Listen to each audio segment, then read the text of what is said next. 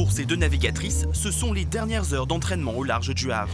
Avant leur première transat, il faut trouver les bons réglages, vérifier les voiles, apprendre à naviguer ensemble. À 42 ans, Marion est déjà expérimentée. Pour elle, chaque détail compte.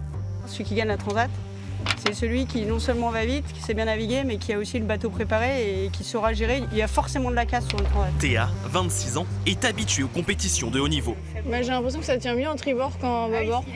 Elle vient de remporter un titre de championne du monde de course en double mixte juste avant le départ de la transat.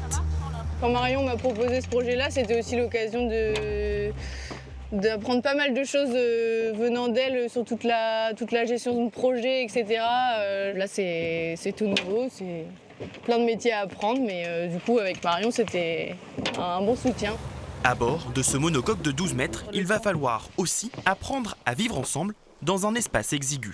Là, on est un peu partout à la fois, à vrai dire.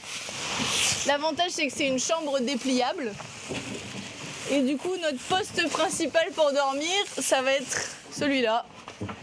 Avec le pouf, près de l'ordinateur pour pouvoir surveiller. Des moments de repos de courte durée.